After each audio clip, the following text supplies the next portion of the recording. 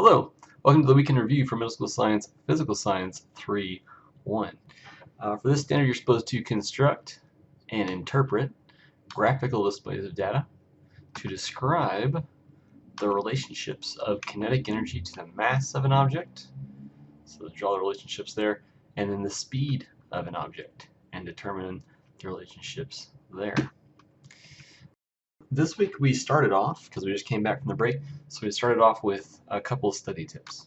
The first being to study in small, short chunks by breaking your studying for a given subject into 20 to 30 minute sections. So I said to think about it kind of like a Hershey bar, where you're breaking one big subject off into small little manageable bite-sized sections. Tip number 2 was to set aside times each day that are devoted to studying. So take some time, figure out where that time is so you can budget it and say, I'm devoted to studying for a given subject and I've got to have a certain amount of time each day to do that. Where can I fit it in? So that's tip number 2.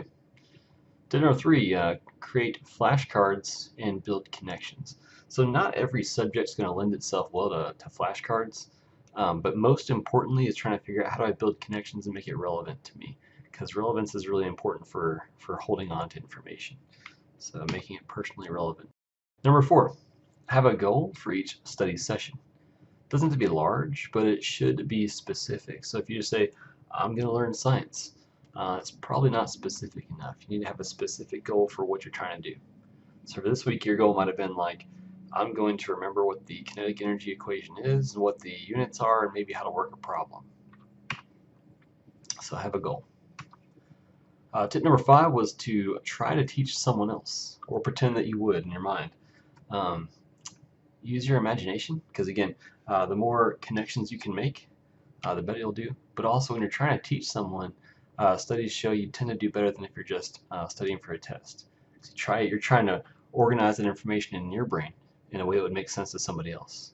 And as you do that, you're kind of creating those neural pathways we talked about last unit, where you're wearing down a path that makes it easier to recall that information later.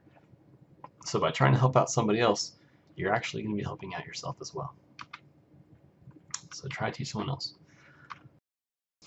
Next one was to practice. So create your own quizzes, take your information and try to do things with it. And that will also, in addition to trying to teach it to somebody else, that will help you better understand where your gaps in your learning are. So what do I know, what do I not know? And then once you're very clear on that you don't know something, then you can take that back to me or a different teacher and say, hey, look, I was studying, I don't understand this, this, or this. And that, by the way, will make your teacher's day. So if you go back and say, hey, I was studying this, this, and this, I don't understand how this fits together or whatever else, you'll see their face light up. Just watch. Just try it. Number 7, if possible, have a designated spot for studying. This signals to your brain that it's time to learn. So if you're studying at the same time of day, in the same spot, and everything else, it kind of gets your brain ready for that engagement, that activity, a lot more than if you just were bouncing around different times, different places. Number 8, turn the music off. Now, this is contested. It goes back and forth. People say, as long as you like the music you're listening to, or I think from what I've gleaned, from what I've picked up in just personal experience, most music, especially if it's lyrical, impedes your progress and efficiency. And here's what I mean by that.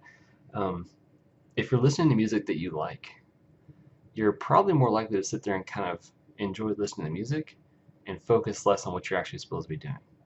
So while you might be sitting in a given area for like 4 hours, all you're really doing yourself is kind of torturing yourself. You're not really doing the work, and you're not really listening to the music as much as you would like. You're kind of doing both, and that discomfort you think is you studying, because you're thinking, I'm not supposed to like this. And really, studying should be something you kind of enjoy. I mean, it might not be all smiles and giggles, but you should like what you're doing. That's why it's important to draw connections to yourself and make it relevant. So consider turning the music off, and that's why, again, you need to make those study sessions short, 20 to 30 minutes. Okay, don't crank away for hours or something. It's not going to work. Number 9, turn your phone off or put it somewhere that you won't be distracted. This goes for everyone. So if you have to, your mom says, hey, I'm going to call you later or whatever and pick you up from whatever, the library or wherever you are, probably shouldn't turn your phone off, but maybe put it somewhere out of reach so it's not as easily accessible, so you're not checking Facebook or Twitter or whatever the cool kids are doing these days. All right, so to do that, to figure out where do we have time to study, I gave you assignment number 17, so look for that on Google Classroom. This was oriented towards setting personal goals for this semester. Often goals are not achieved. We talked about this with like New Year's resolutions and those kinds of things. They're not achieved because there's no plan in place for achieving them. So you could say, I've got this goal, and that's awesome, but then you don't actually do anything about getting there. So think about that for a second. Does that make any sense, right? Like, man, I'm totally gonna eat lunch, but I'm not going to make a sandwich or go to the grocery or move my hands and put food in my mouth. Well, you're probably going to go hungry, right? So if you want something, you're probably going to have to work towards getting it. So we talked about building a plan for that. We also tend to not budget our time very well. So we got on Google Calendar and we said, where are the things that we can't move? You're in school for a good portion of the day, you can't move that. Your extracurricular activities, whether it's band or orchestra or some kind of sports, also kind of hard to shift those around. But there are other things like hanging out with friends that are important. Not saying you shouldn't do that, but those are a little more flexible with what you do and where you go with that. So trying to say, it's important to me that I find a block of time every day where I can study in a certain place. So figuring out where that was. So we got on Google Calendar and we did that to find areas where we could do our schoolwork, and then we started setting our goals. We talked about SMART goals. So SMART goals being specific, measurable, and the A and the R are kind of wiggly. We use different words for those. It could be achievable, attainable. One I saw that I really liked was called action-based, meaning, can I do something about this? Sometimes we set goals that you can't really do a whole lot about. So I think I like that the most, actually. I'd almost scratch out attainable and put action-based. But so is the goal specific? Is it something that I can really nail down and kind of figure out where I'm going? Is it measurable? Can I measure my progress and say I am getting closer to this goal or I'm not? Is it action-based, so can I do something about it? R, is it realistic, or it has here, is it relevant? Meaning, is this going to help you towards your goal, your overall main goal of, say, like doing better in school or something like that? Can you do it?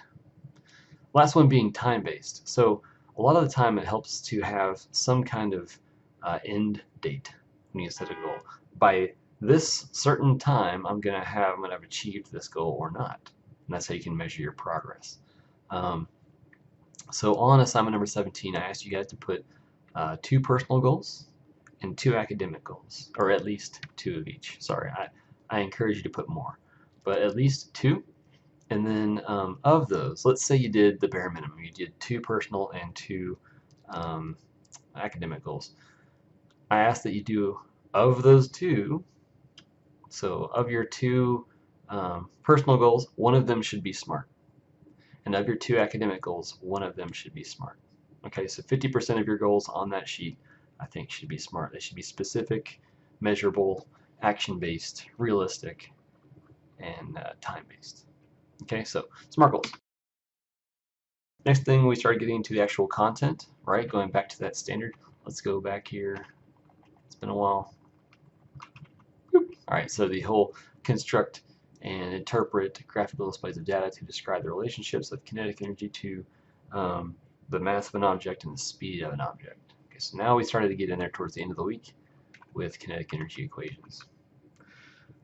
So the kinetic energy equation is KE, or kinetic energy, equals 1/2 mv squared, where the m is your mass and your v is your velocity. So how much something, you can kind of say weighs, I guess, and then how fast it's going.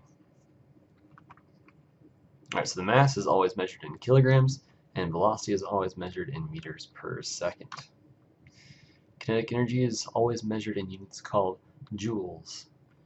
Not joules like J-E-W-E-L-S, but joules Joules. When doing this equation, it's really important to remember the order of operations. So remember that you have to square. You'll see up here with your velocity, there's a squared on there. There's a square. Oops. There's a squared relationship. So remember to square the velocity first. All right. So to kind of take us home, or towards the end of the video podcast, whatever you want to call it, we'll work a quick sample problem just to give you an idea of what to do. So if you missed class, hello. Okay, so if you missed class, you'll know how to work a basic problem. All right, and later on we'll talk about changing units. So if you had pounds as opposed to kilograms and miles per hour as opposed to meters per second, you'll be able to do that, but that's coming later. Right now, we'll just do the basics. All right, so Bob threw a 2-kilogram ball at 5 meters per second. How much energy is carried by that ball in joules? So your first step is to say, what's the equation? It's Ke equals 1/2 mv squared. So you have 1/2 or 0.5 times your mass, which is 2 kilograms, times your velocity, which is 5 meters per second. You're going to square that. So again, remember, order of operations is important to square first. So order of operations, again, for those of you who don't know, there's that acronym PEMDAS, or please excuse my dear Aunt Sally. You've got parentheses first. So if you had like a 5 plus 6 inside of parentheses, you'd want to do that first. But we don't have that going on. So we're going to go to exponents. And you do have an exponent. It's right here. So we're going to do that. And you have, there's 5 times 5, or 5 squared is 25. So next thing we're going to do is start multiplying across. So it's 0.5 times 2 is 1. And 1 times 25 is 25. So you're going to get 25 joules of energy. If you have any questions, leave them in the comment section below, or get to me via my email address, or talk to me in class. It's your call. Looking forward to seeing you guys on Monday. I'll talk to you then.